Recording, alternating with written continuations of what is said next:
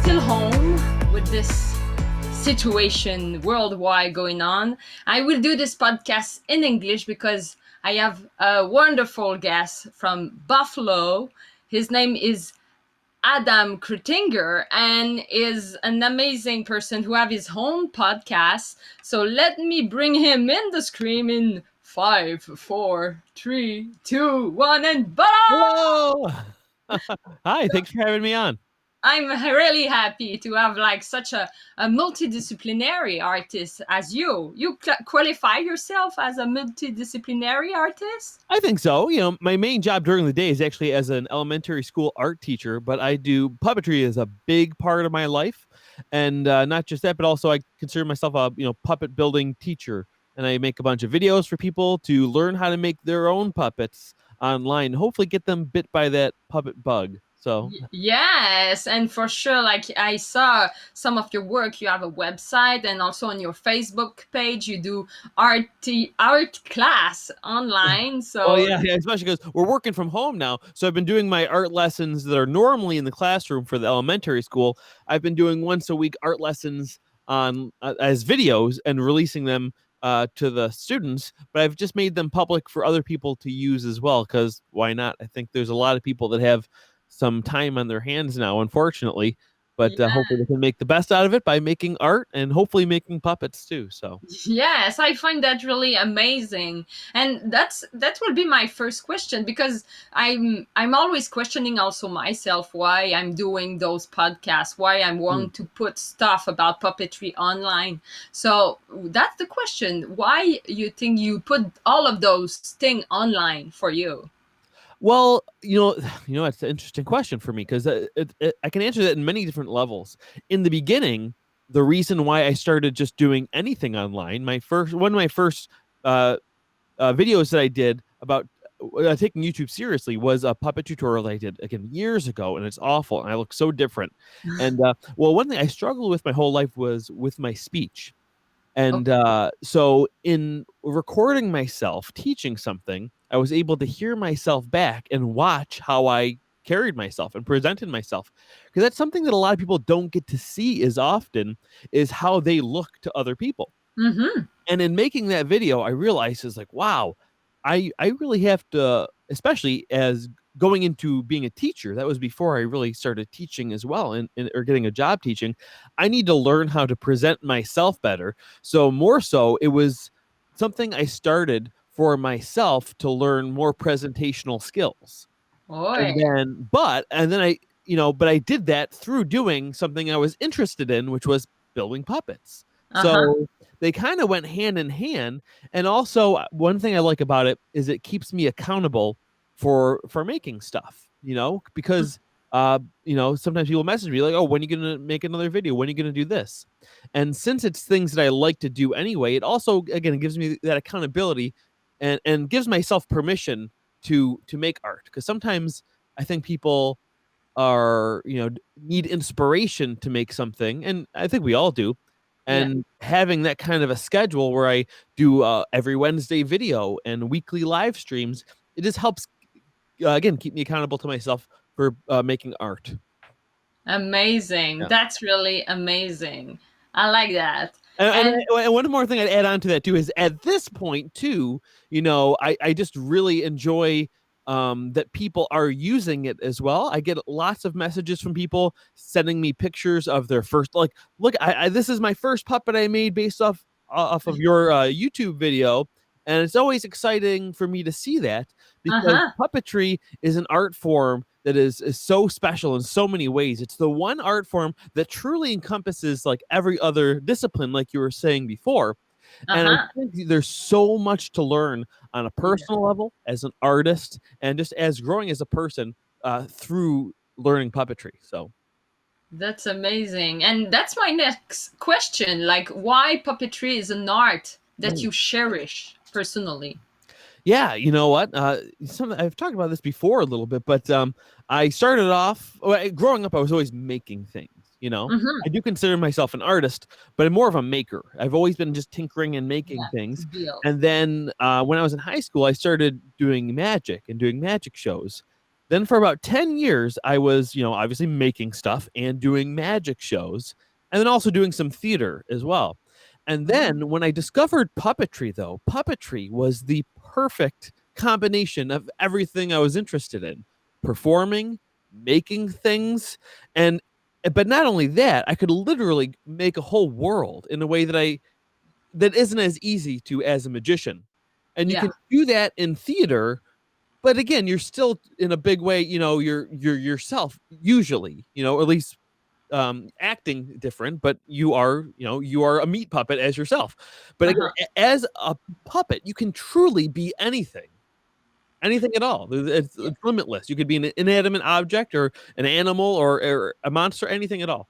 So again, it is the perfect combination of every single process of art making and performing that I love, all mixed into one. And I don't have to rely on other people to do it. When I was doing theater, generally you need, a whole cast of people and a whole crew, and it's great. And I love collaborating with people. But sometimes, if you do a big stage show, even big theater companies, they only do like 4, 5, maybe 6 productions a year. But again, me in this little room with puppets, I release a video every single week, and Yeah. I don't have to rely on anybody to do it. I do sometimes. Again, I love collaborating with people. I do the podcast with Cameron Garrity. He's great. We do a lot of our projects together. My buddy Zach, talking to John Little, all types of things like that. And but again, I can do it all myself if I need to. So it's right Yeah. there, right? Yeah. And if we go in the storytelling a bit, could you tell us when your crush for puppetry happened? Oh yeah, How happened? I could tell you. Again, a lot of people probably know this story pretty well, but I was actually, I found puppetry pretty late. At this point, I was probably about 20, 21, and I was in a show, Little Shop of Horrors, and I was hired as an assistant puppeteer. I wasn't the main puppeteer. My buddy Zach, and he had this puppet made by Terry Angus, who worked with the Muppets, with Fraggle Rock, and his puppet building skills are like at the Henson level, and seeing that thing in person just made me realize what puppetry was, because before then, watching Sesame Street or appearances of the Muppets on television, I didn't see them as puppets. I truly just saw them as characters or like live cartoon characters. Never Uh-huh. gave any thought to what was going on behind the scenes or how it was made until I saw the physical object in front of me. Then I was like, oh my gosh, of course. This is an unbelievable art form that is right up my alley, and I got to jump into it. So Amazing. that was about 10, 11 years ago, and it's Straight from been there. taken over my life. So That's amazing. And like I know as an art teacher, you must have a way to explain what is a puppet. Do you have your own definition about what is a puppet in your own words? yeah, I think some people might be a little surprised by it based on the nature of my work, because a lot of people look at my work and kind of think they see one style, and that is most of my work because that's what I get commissioned for the most, and it's also an aesthetic that I enjoy. But I like doing all types of different forms of puppetry, and even on my family channel, I've been doing a lot of object manipulation for puppetry. But so for me, I've always thought of puppetry as it's just giving life to uh just creating the illusion of life, Hmm. usually with an inanimate object, but you don't even need that. A lot of people just use their body, like Hugo and Inez, and many other. Hobie Freud has a whole bunch of hand manipulation things that he does as well. So puppetry is really just again creating the illusion of life. Yes. So you must be a good observer of life to see how like animals move, but also Yeah, how. but that also goes to being an artist too. Like I never quite looked at life the same once I started doing like what do they call live drawings of Uh-huh. live models and stuff. It really just makes you look at, because you're drawing, everything, and just makes you look at life and shapes and how things move in a different way. Yeah, totally. And it's part of the role also to communicate this way of seeing life to people, how you see that and questioning Yeah. this. So do you think sometime like as puppeteer we get inspired by the matter that's kind of like what is made of, like what is. So sometimes the object gives you the inspiration of the Yeah. puppet. Is it true for you too, or sometimes you just like take the the phone and you build it? What is the Um, way? yeah, I think my process is very much inspired by my materials. Mm-hmm. I'm capable of doing designs and then executing them, but for me personally, that's just not really my process. I look at the foam, I look at the fabrics that I have, and I just start building. It comes together in my head. Those materials kind of tell me what they want to be generally. And I'll have an idea in my head, but and again, I am very capable of working from a design, and I have to when I work with clients and things like that. Yeah, But if I'm just all by myself and I'm going to start making something, that's generally not my process. But I would that's recommend people working with design. That's best practice, definitely. yeah, yeah, but that's interesting because sometimes it could be strange, but actually I can observe that I'm not alone in this process also to get inspired by the matter. Yeah. It's really interesting. And for you, you have an interesting path of study who brings you to puppetry. What you would say is the best, like if someone wants to try, I saw on your website you have tutorial. Mm. You encourage people to have a like a standard training as actor, or to Mm. just start how they want, or what is your opinion on this? Well, obviously, people come to puppetry in so many different ways. Yeah. And I think a lot of actors generally make good puppeteers because they have a lot of those natural instincts. Because in a lot of ways, that's what it is. You're just acting with an object instead of your body. You still use your body. I'll kind of tie this into something else I've been talking about lately. Is that more about with the future of puppetry? Because I think that in the future, that most puppeteers will be makers. Because I think people who are actors and have that type of background will gravitate. They see being a puppet more as just being a character. Okay. Mhm. And now we live in an age where it's easy to play other characters in other ways with animation and with like filters. Mhm. Even like the Adobe Suite has this new animation program where you just put points on your face and then you can control a digital puppet just by Mhm. moving around. And now the reason I think that makers will tend to be more puppeteers because they're going to make the object, they're going to make the puppet, and then chances are they're going to want to use it.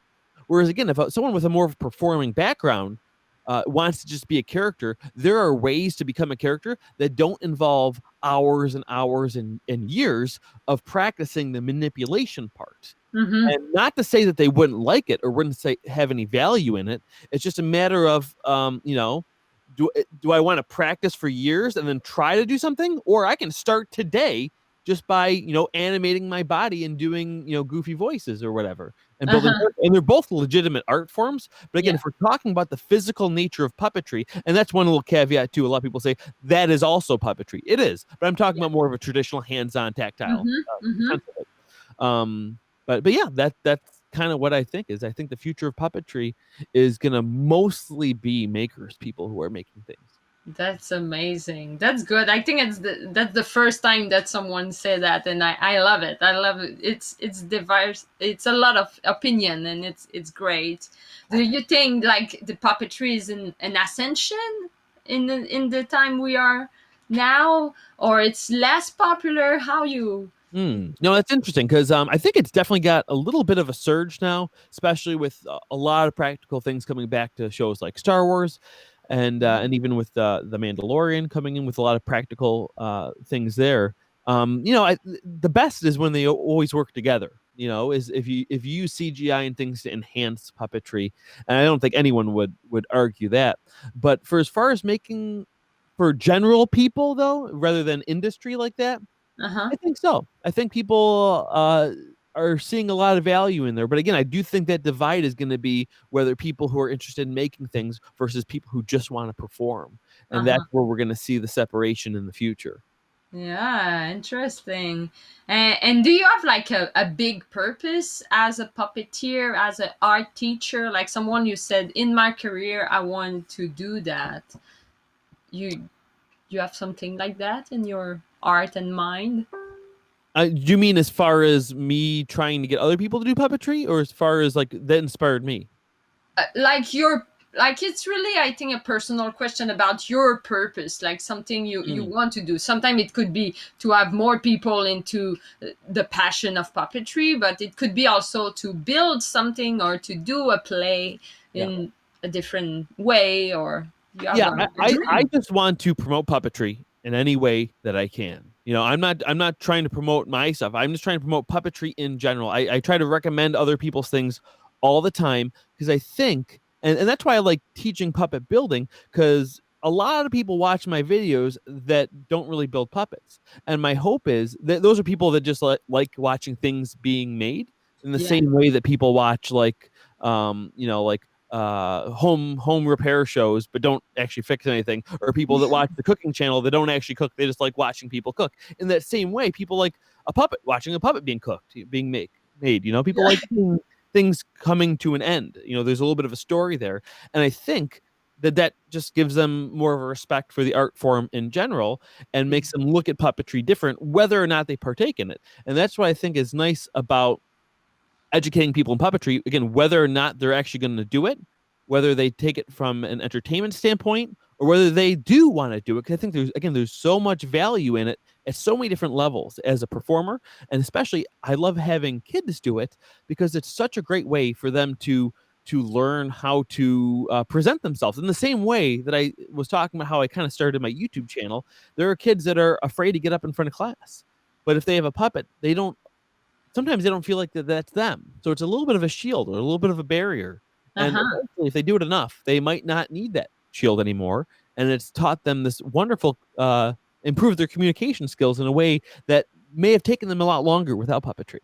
Yes, that's incredible, because that's true in a communication way. Puppets makes another language, another vocabulary really different, and it's And acting in general has that effect too. There's a lot of people that I know that are super shy to talk to people, but they'll be in character, they'll say their lines, they'll perform really big. And I think that's something easier for an adult person to do. But again, as a kid, even doing that sometimes it has more of a barrier because they still feel like they're themselves because they're presenting themselves, yeah, in their own form. But again, with a puppet, that can break that barrier much easier, I think, with kids. that's incredible. And do you have near you a puppet could bring us some understanding of making crossing the barrier?